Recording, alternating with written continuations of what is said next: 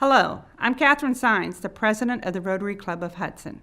Rotary is a professional organization of a group of men and women who support Rotary International. We also join together by a common interest of service to our Hudson community, and we have a sincere desire to give back. We meet weekly on Wednesdays at Laurel Lake Retirement Community, 200 Laurel Lake Drive, in their dining room. We meet from 7:30 to 8:30 and would like to invite you to join us. For more information about Rotary, go to www.rotaryhudson.org. Enjoy the following excerpts from one of our recent meetings and consider joining us on Wednesday morning.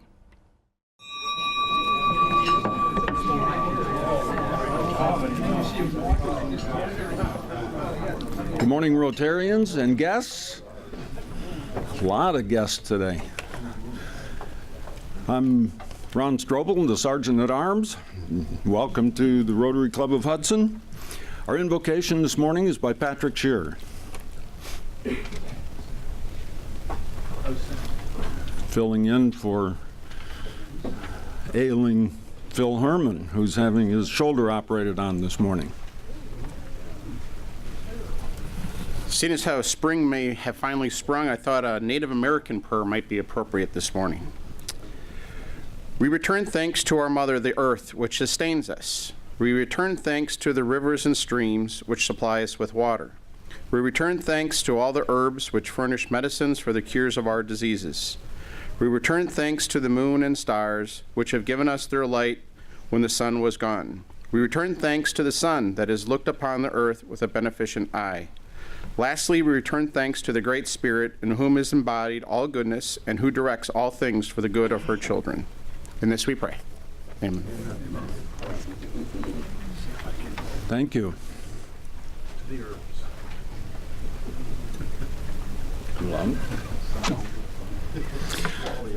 To lead us in the pledge and the four-way test this morning, Phil Warburton, back from the South.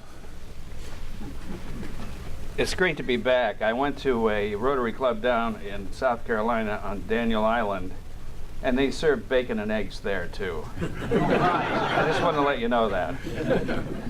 Shall we say the Pledge of Allegiance, please? I pledge allegiance to the flag of the United States of America and to the republic for which it stands, one nation, under God, indivisible, with liberty and justice for all. Now the four-way test of the things we think, say, or do. First, is it true? Second, is there all concern? Third, will build better. And finally, fourth, will be beneficial to all concerned. Thank you. Thank you, Phil. Good to have you back. And to lead us in song today, Chris Barker with Just Evamere students. Oh, okay, the Evamere students are going to lead us in the song. Come on up front. Over here. They will.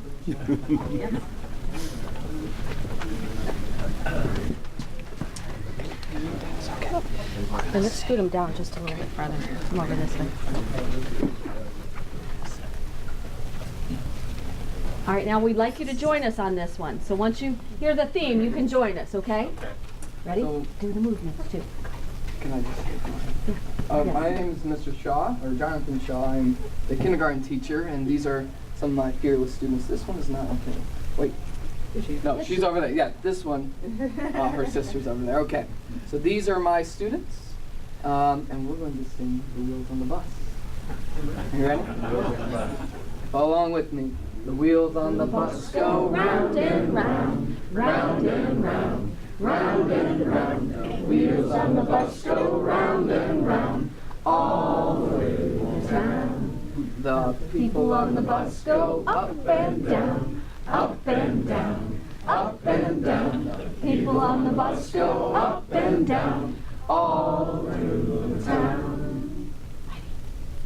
The doors on the bus go open and shut, open and shut, open and shut. The doors on the bus go open and shut, all through the town. This is the perfect one for today. The wipers on the bus go swish, swish, swish, swish, swish, swish, swish, swish, swish. The wipers on the bus go swish, swish, swish, all through the town. And my name is Beth Trevally, and I'm the very proud principal of Eva Mere Elementary School. And so in a few minutes, these 4, 5 are going to present to you about some fabulous project-based learning. Wonderful. Thank you.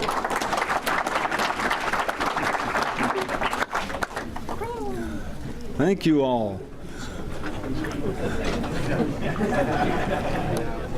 And now our president, Catherine Sines. Good morning, everyone. What a better way to start your day, right? It just brings a smile to my face. This morning we have a few announcements. First, we're going to let Mr. Shaw's class come back up and talk and get a grant. He's going to explain the grant to you. That way, if they don't want to stay for the whole program, they don't have to. Some of them might, because it's going to be an excellent speaker, and I'm excited about that too. But they're going to come up and he's going to talk to you about what you helped provide. So we've given them a grant, and they want to explain. Come to explain to you exactly what they did.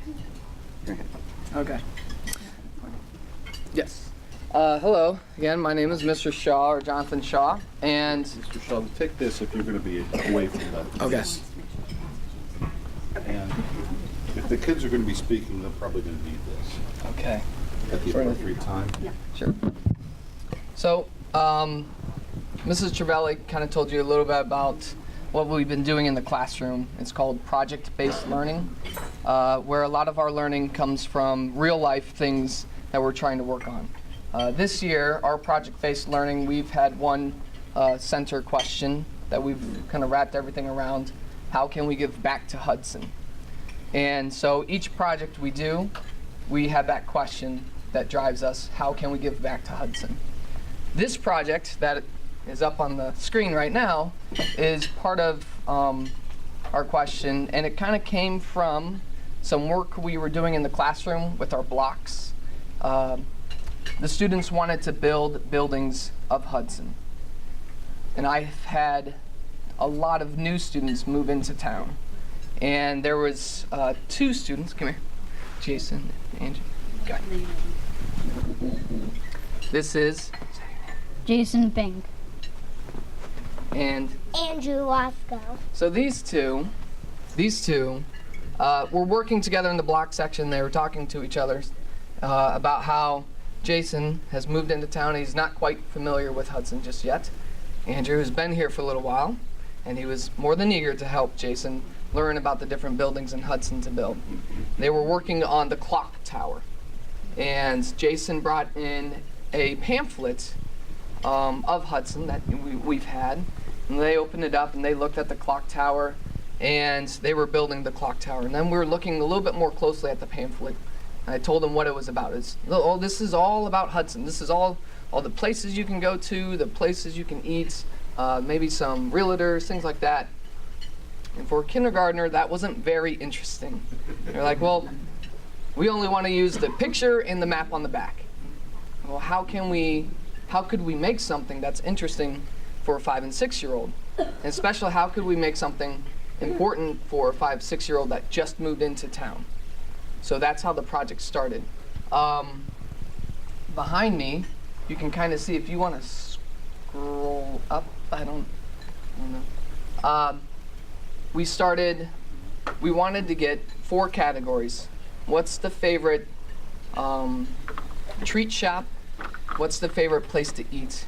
What's your favorite park? And what's your favorite place to visit in Hudson? And we could give this information to people that are coming in, just like Jason, that's a more interesting pamphlet for a 5- and 6-year-old.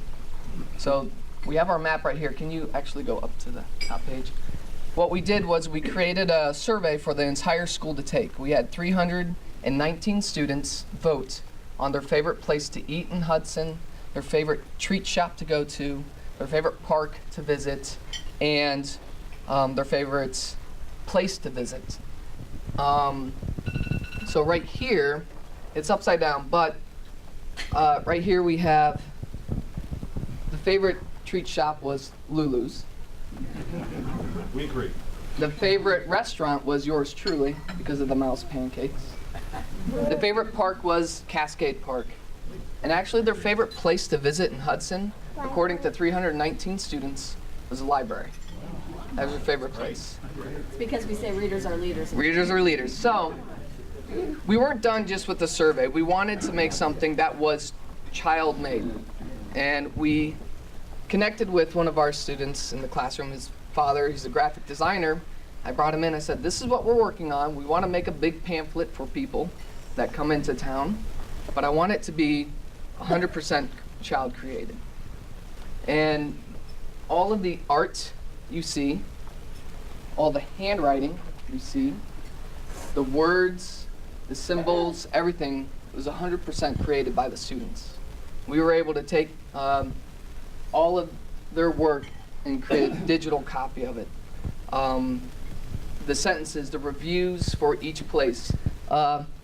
See if I can read upside down, hold on. Looking for a new book? The Hudson Library is the best place to go for a book. There is a really cool children's section with so many books. They do fun things at the library too. They even have a reading program to do in the summer. So make sure you spend a lot of time at the library. That review was written by a 6-year-old. Wow. I'll just read the first sentence. It's kind of hard to read upside down. We wrote all of these reviews together. We've been working on an opinion piece and a persuasive piece in writing. So this was part of our writing unit. Ever been to a 3-story playground with a really tall slide? Let's see. Do you like pancakes? And then, have you ever had or have you ever made your own bowl of ice cream? And all of these reviews were written by the students. So now what we're doing is we're getting 2,000 of these printed.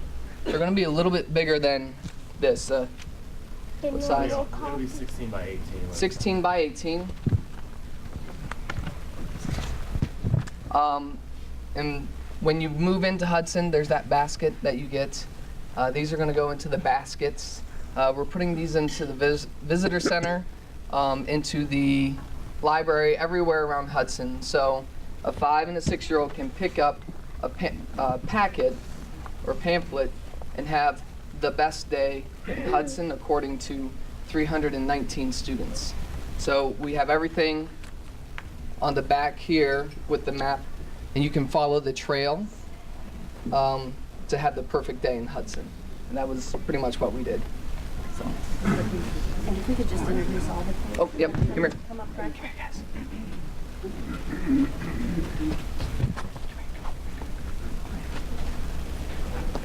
Okay, so this is Andrew Jason, Marissa, Caius, Michael.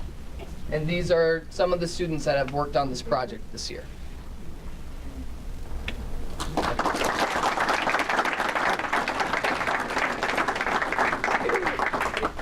Stay right up there.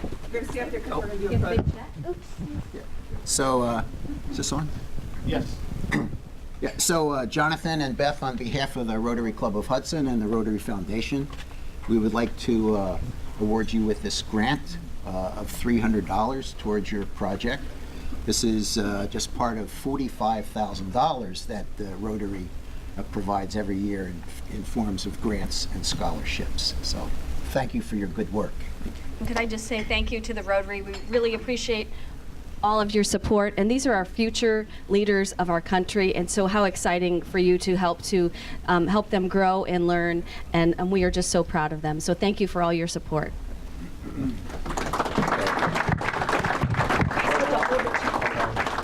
As he's giving them the check, I just want to remind you, in the last couple months, we've had a lot of project-based learning projects here. Look up.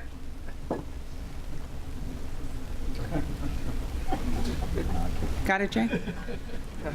Thank you. Thank you very, very much. Good guys.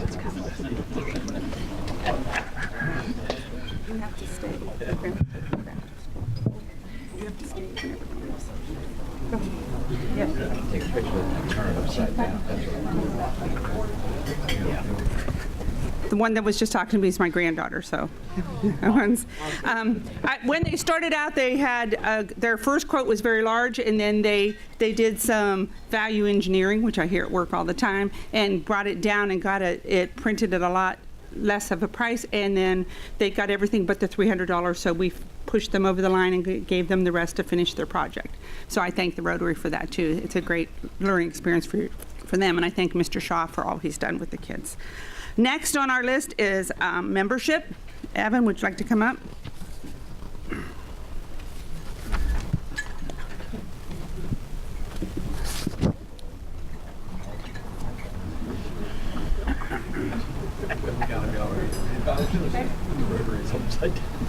Good morning, fellow Rotarians. Good morning. All right, it's an exciting day today as a new member is joining our club, and it'll be an exciting few weeks here as we have a lot of new members joining. So without further ado, I'd like to call up David Schweihofer and his sponsor, Chris Barker.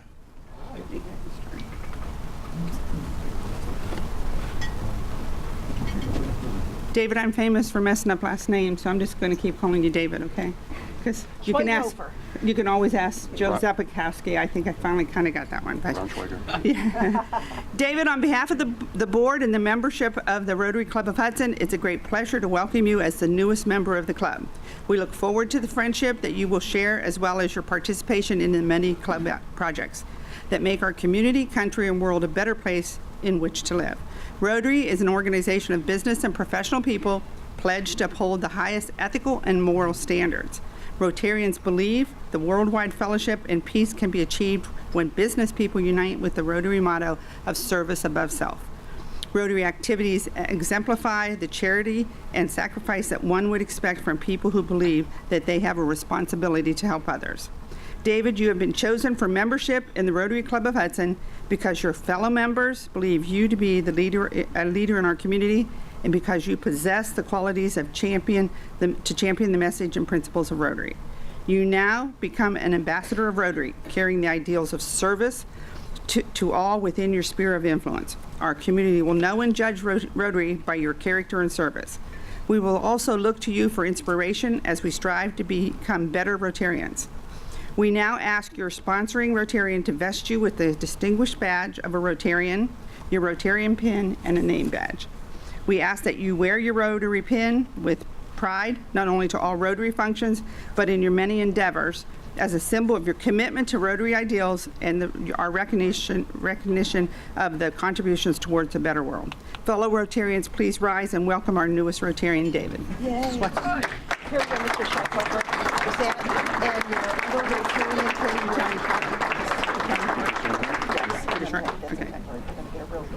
Okay. David, would you please take a minute and tell members just a short thing about who you are and what drew you to Rotary? Gosh, thank you, Rotarians. This is quite an honor. A couple of things. When I met with Evan, he asked me what I thought I would get out of the Rotary. And I told him, I don't think I'll get anything out of it. That's not the right question. The question is, what can I give to the Rotary? Right. And that's how I intend to be a part of this organization. It's just an excellent, excellent thought.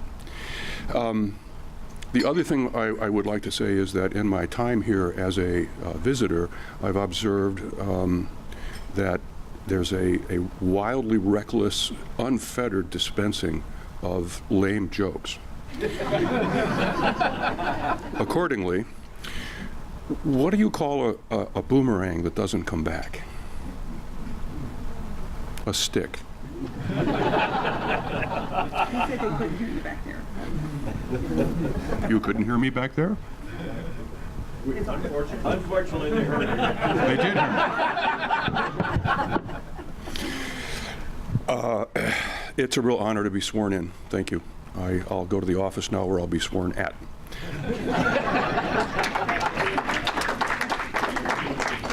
Well, so far he's fitting in with the jokes. Okay, and I'm supposed to do a reminder that there's 2 get well cards roaming around. Please sign them. And, okay, anybody who hasn't signed them, they're holler or raise your hand and Gail will make sure you get it. Those are for 2 members that are sick.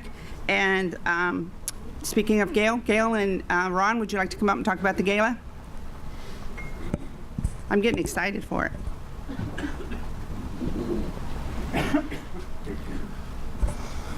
The table is encouraging this morning. Thanks everyone for bringing in their gifts, and for all of those that have agreed to bring them later this week. I look forward to having you stop by the house. I should be around all Thursday afternoon and all Friday afternoon after 1 o'clock, so feel free to stop by the house and drop off your gifts. I think the total donations that we had that are entered into the computer as of yesterday is $39,000. So we're 2/3 of the way there, and hopefully between what we've got and what's still coming, we'll be where we want to be for the gala. So thank you all for your hard work this past week and chasing down people and getting the gifts brought in. And I'm not sure where we stand on ticket sales, but I know that they've been, the list is getting longer when I look at it. So everybody remember to go online and get your tickets and get your friends' tickets as well. Gail? Good morning, Rotarians. Isn't he in a much better mood this morning? Really? It's thank you, Evan. Very encouraging to see the gifts that have come in. We had one biggie come in this week. Thank you, George, for the George Snyder for the Chagrin. I used to live there, sorry. Cuyahoga Valley Scenic Railroad package, which is a very luxurious thing that will be in the live auction. I also have an envelope up here for any board member or committee member.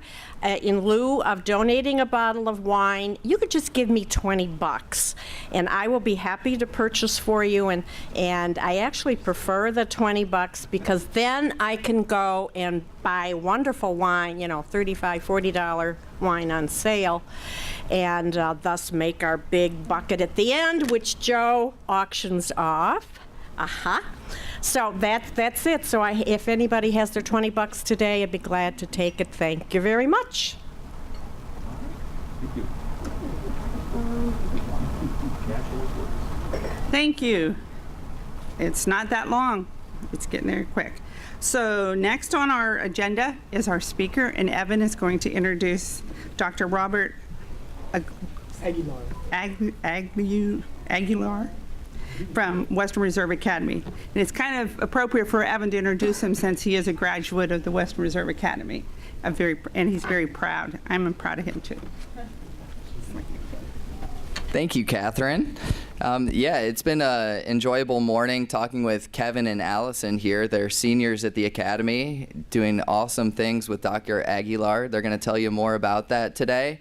Allison was talking about how proud she is and how it's been a little bit more of just a lifestyle instead of just an education. So the Academy is doing big things. Let's keep it going. But today the spotlight is on Dr. Robert Aguilar. He's been with WRA for about 12 years.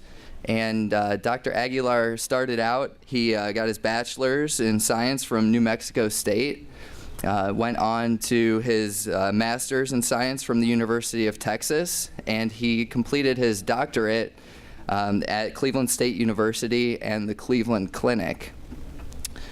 The presentation today, Cancer Research at Western Reserve Academy.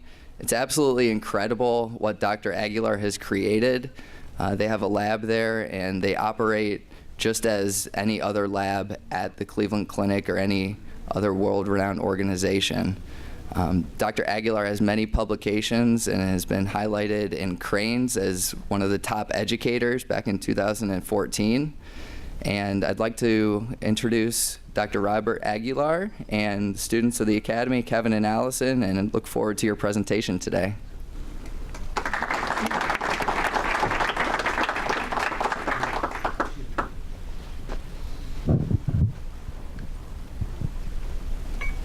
Hello, everyone. Thank you once again for having us. Delicious breakfast. So our presentation today will highlight some of the programs that we have at Western Reserve Academy. And I will especially talk about the cancer research that we're doing, which is one of our courses that it's probably not the newest one, but probably one of the most innovative ones that we've developed there. Next slide. Okay. So these are the present courses that I teach, beginning with Pathobiology of Human Disease. This is a college level course that I developed to replace AP Biology. As a member there, and with all the science department, we got together, we were analyzing our AP courses. And when we took a look at this one, we felt that we were very constrained just teaching to a test. Where at Western Reserve Academy, we have state-of-the-art facilities and all the equipment that allows us to go way beyond that. And so we thought we were cheating our students by just teaching to a test. But instead, why not bring in a program where I could use human disease as a model to teach the basic principles of biology? And so Allison, as a matter of fact, is in that class. And one of the things that I try to do is bring in common diseases such as type 2 diabetes, and then use that as a model to teach those basic principles. So it's still a survey course where I cover all of the different aspects of biology, but I use human disease as a model there. I have biotechnology. That's one of the classes that when I got hired at Western Reserve Academy, one of the reasons I was hired was to bring this on board. And this has become what we now call cancer immunology. We still teach a biotechnology course where they're learning general laboratory principles, but that's about as far as they get. They don't actually work on research projects. On Saturdays, we do have Saturday classes there. I teach a class that's called Forensic Science Technology. This is sort of a hobby of mine. Back when I was in the Navy, I spent a year as a Master at Arms, which is the equivalent of military police. And through some of the investigations that went on there, I guess that kind of caught my interest, and I've sort of developed that into this program now, where we do things such as DNA fingerprinting right there in the lab.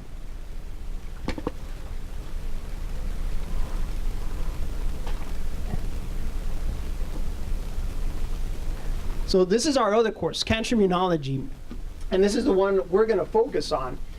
And so back during the time that I was working at the Cleveland Clinic, working on my research, I developed a testicular cancer vaccine. And this is modeled after a breast cancer vaccine that we have there that is now in phase 1 clinical trials. And so what we try to do is offer another option to treatment, okay? And what this is actually a prophylactic vaccine where we're targeting a protein that is overexpressed in that specific cancer and only in that cancer. And this protein is what we call retired self proteins. So these are proteins that are produced by the cancer but not used anywhere else in the body. And so we basically take that and train the immune system to target that protein and therefore that cancer that protein is originating from. And that was the first one that we came out with, was the breast cancer vaccine. Like I said, it's in phase 1 clinical trials at the Cleveland Clinic right now. And then from there, I developed my testicular cancer vaccine using the same model but targeting a different protein. And then we also have an ovarian cancer vaccine in the pipeline at the Cleveland Clinic. And so it was during this time that I thought of the idea, well, you know, it would be nice to bring some of the Western Reserve Academy students here during the summer and let's see how they do with the researchers. And so we brought them on board. I talked to the principal investigator there, Dr. Vincent Tui, and he gave me permission to bring the students on board. And these are, 3 of the students that, well, actually 2 of the 3 students, here's 2 of them. The other 3rd student wasn't there for this picture, but it was a great opportunity for them to get exposed to real-world research. And so besides that, you know, we had the investigators like Justin, we had Ritika and Sharga over here, and they were researchers there at the Cleveland Clinic working on their PhD. Well, some of them were already PhDs, others were working on their PhD. We had a 5th year medical student here, one that was doing her residency, and then one that was just starting medical school. And so the students were exposed to all of this wide range of different levels of academia. And so they could talk to them and see if that was really what they were interested in. At the same time, working on these projects, helping the scientists with their projects. And it was there that I got to see just how far we could push them. I mean, they were trusted so much that if the scientist was going to be late that day, sometimes they would leave, the night before, they would leave a list for our students to just come in there, jump right in, and start working on those research projects. And so that's where that idea was first conceived of, wow, it'd be great if I could bring this back to Reserve. Maybe we could do this there. And so as I was working on my doctorate, and that took 8 years, because I was also working at Western Reserve Academy full-time while I was working on my doctorate. You know, weekends, after school, holidays, they were all spent there. I had no other life. My wife, she's happy I'm finished now, and so am I. But yeah, it was tough, okay? And so this internship that we started back then is now 11 years and strong, still running. And so I said, when I graduate, why not bring that to Reserve? And as I was doing that, as I was finishing my doctorate, I was also putting together all the equipment that I could. And so we've gotten donations from Case Western Reserve University, from the Cleveland Clinic. We have equipment that we brought in to a Reserve. Can you go to the next slide, please? And so this is what I developed, the Cancer Immunology Program. It's a 3-year program. What I do is in year 1, I target the sophomores. Half of the year is spent preparing them to do research. They learn all the lab skills, all the tools that they can put in that tool bag that they're going to use for their cancer research. In the second half of the school year, they work on the research. I work with them one-on-one, trying to develop a project, and you're going to hear about one specific project today. And then they have a presentation that they have to give. So in science, it's very important to communicate your data. As you're going to see today, they're going to communicate their data to you. And so they learn how to do that. Second year, juniors, again, they further develop their lab skills. They're still working on the research project, but now they're helping to teach the first year students, along with presentations, again, communication. Third year seniors, further lab skills, research, and a lot more teaching by that time. By that time, they're walk around helping out the other students, and that actually takes a lot of the pressure off of me, because when I first conceived this program, I thought it was only going to be 8 students. That's what I had pictured. Right now it has grown into 2 sections. Okay, in each section, I have around 20, close to 20 students in each section. Wow. Okay, and on average, there's about 6-7 projects in each of those that I'm managing. Okay, and so when I first started this, when all of them were new, I couldn't take 5 steps without somebody stopping me for a question, and I was barely going to answer this question when there was already another question, and so it was very difficult. But now, a lot of that has been taken off from me because I have these more experienced students that can help out. This is the first year where I did not have to teach the students how to grow cancer cells. That was done by the other students.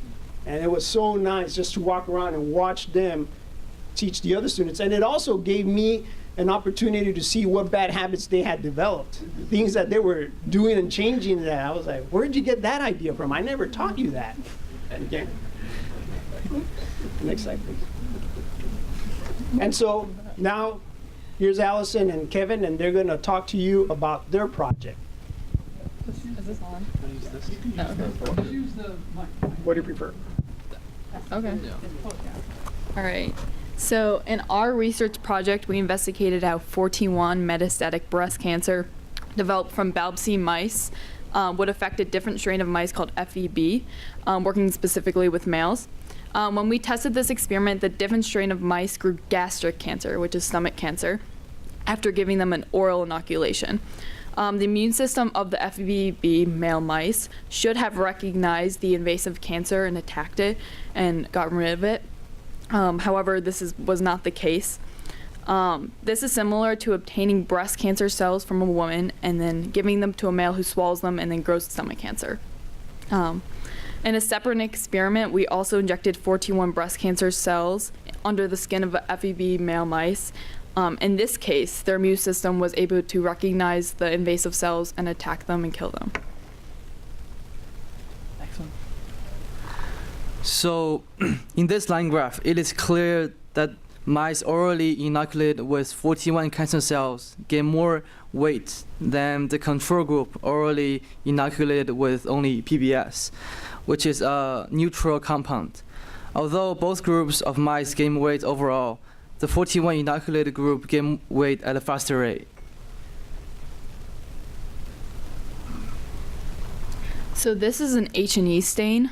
An H&E stain stands for H is hemotoxin, which stains DNA, and eosin stains proteins. So this is a stain of cancer that invaded the gastric mucosal lining of an FEB male mice. You can see that the cells have grainy and irregular nuclei, which is a characteristic of adenocarcinoma. Our next step is to verify this adenocarcinoma as a result of the oral inoculation of the 41 breast cancer. And so you must be asking yourself, why did you get these mice to swallow these cancer cells? Well, let me give you a little bit of a background there. Whenever parents come to visit WRA, one of the things that they do is they'll stop by my lab and I'll talk to them about some of the research that we're going to do. And of course, one of the primary concerns of the parents is safety. You know, how dangerous are these mouse cancer cells that my kids are going to be working with? And so one of the things that I used to tell them was, oh, they're so safe. You know, you could take, these are mouse cancer cells. You could take them, swallow them, nothing will happen to you. And so they took me up on that, and they said, hey, well, let's try this. Let's take these mouse cancer cells from, you know, different strains of mice are the same thing as different breeds, but they call them strains. So they took them from one strain, and it was a female breast cancer mouse cells, and they gave an oral inoculation to male, okay? And they also had some that they injected the cells into. Those that had the cells injected into them, the immune system was able to detect them and fight them off, okay? But the ones that had that oral inoculation developed stomach cancer. And we were blown away. We couldn't believe it. We're like, wow. And I even explained some of these results to Dr. Tui at the Cleveland Clinic, and he was pretty excited about it. And he actually funded our slides. So our slides, they were stained by the students here at Western Reserve Academy, but the slides were actually made at the Cleveland Clinic and paid for by the Cleveland Clinic. So, you know, a lot of the, like I said, we've had a lot of donations from them and a lot of help from them as well. Next slide, please. And so what are the next steps? So looking at that, like I said, you know, I've received all this help. It's great, it's terrific, but I still haven't been able to cut the umbilical cord. If I want to publish, I have to go and talk to Dr. Tui. We have to convince him that we have good data, and then he has to fund that publication, and we would publish through the Cleveland Clinic.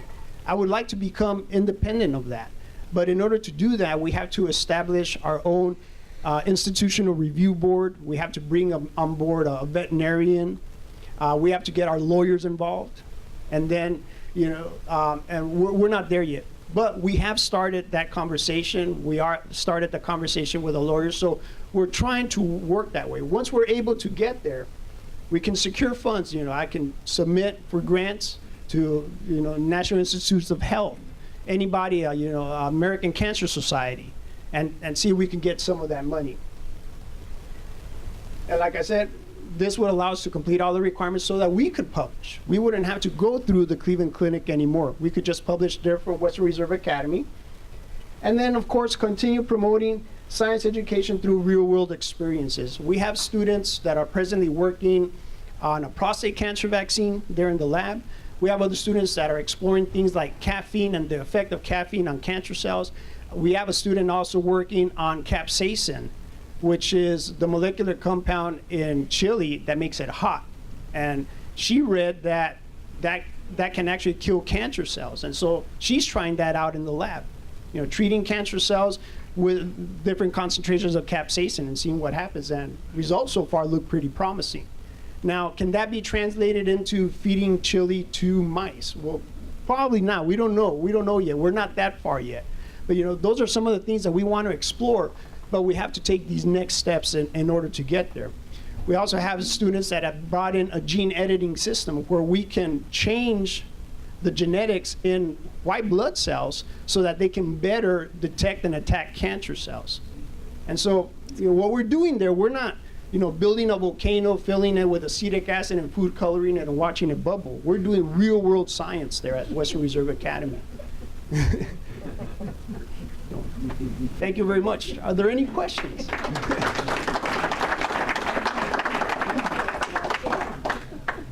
that other microphone in.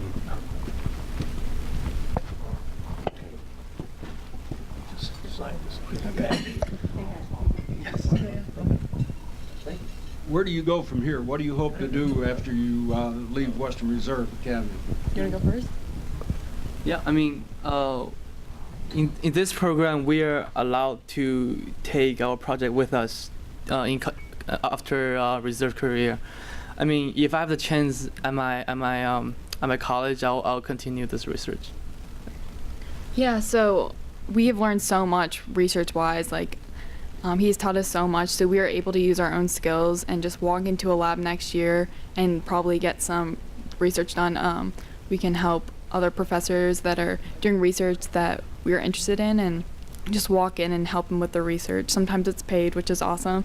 But yeah, we can also bring this research, but I think he wants to continue it at Western Reserve Academy, and my sister may take up the project next year as well. Yeah. So you're both seniors? Yes. Okay, and did both of you, several years ago, envision yourselves going into medical research, that sort of field? No, How about not you? at all. No, yeah. No? I took this course because I was interested in science. I love science. I never thought I would want to do anything regarding research. I took this class because there was someone who was like, oh, you would love this class, Allison, cancer immunology, like this is the class. It wasn't as big of a deal my freshman year. And then I heard about it and I was like, all right, I'm going to talk to Dr. Aguilar and take this class. So that's how I started it. Dr. Aguilar, this is a fascinating program, and I'm wondering how unique it is among secondary private education. Are there other schools that are doing anything like this? Well, as far as I know, there aren't. As a matter of fact, a lot of our graduates often come back and they talk about how much better our lab is compared to their lab at the university. And we have carbon dioxide incubators, liquid nitrogen, minus 80 freezers. We've got the whole works there. As a matter of fact, when I brought Dr. Tui, my mentor at the Cleveland Clinic, I brought him over because I wanted him to see what I had done with the lab. And he said, wow, I'm amazed. It's like you took my lab from the Cleveland Clinic and just brought it here. I said, that's exactly what I did. I looked around, took pictures, and I knew what kind of equipment I needed. And so as far as I know, no, there aren't any. It's very unique what we do, and I think not that it's not possible elsewhere, but I just think nobody else had that insight that I had, with the students at the Cleveland Clinic. When I saw them work and said, wow, they can really do this kind of research. I think a lot of people didn't realize students at this level could do that kind of research, and they can. And you saw them. I mean, the way they're presenting, you can ask them about their projects, and they know them inside and out.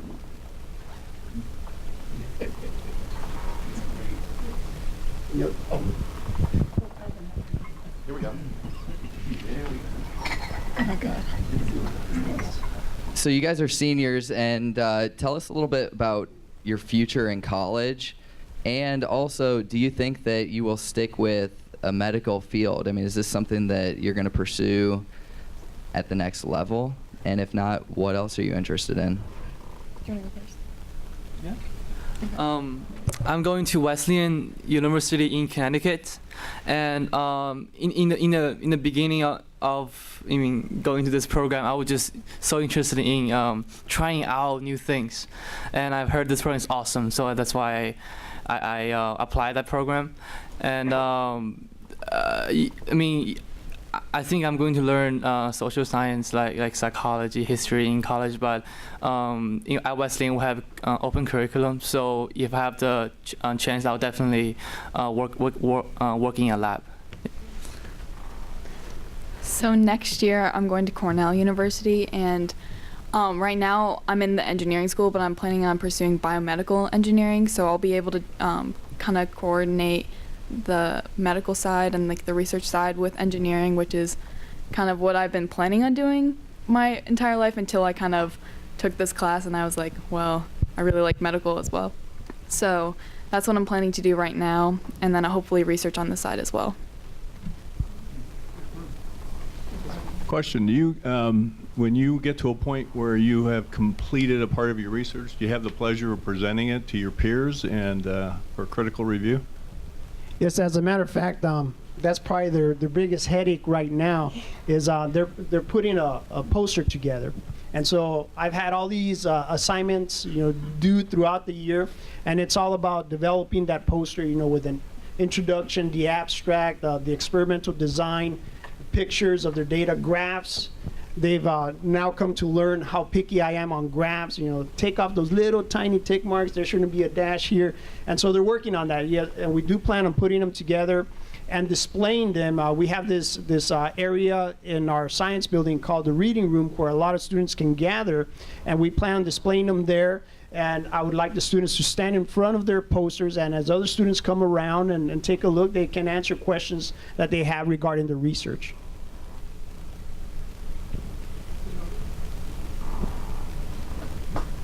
Thank you.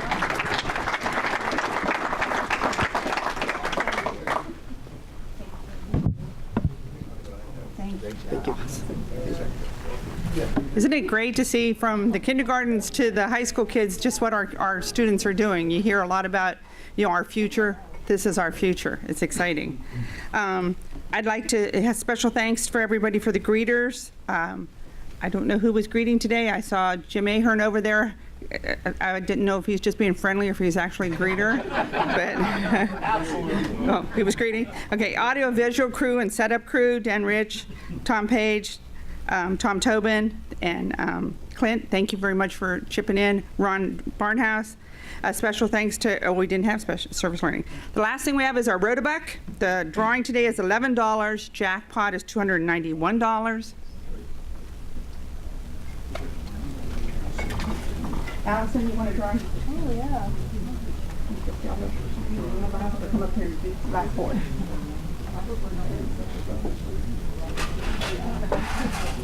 So the last four numbers are 5936. Oh, our newest member. Is that appropriate? Our newest member. She said 5926. 5926 or 36? 36. Good night. What am I looking for? Okay, there's one black marble. I see it. I have to. No, thank you. Just remember that April showers, rain, and sunshine brings May flowers, so put up with the rain. Oh, yes, Mr. Tobin. I really applaud what you guys are doing at the Academy over there. That's great. That's just terrific. In one of my experiences in my earlier life, I was in the Navy, and I spent a while as Chief Financial Officer of the Biological Laboratory, wartime laboratories for the U.S. Navy. And in working with monkeys and working with mouses, there is a wonderful experience, but there are a couple side effects, and you might want to worry about that. I have this innate desire to climb trees. And secondly, although you don't see it because I have it tucked down my leg, I've grown a long tail. So watch out for that's a side effect. David, there's the jokes. They don't stop. Have a good week, and thank you for coming.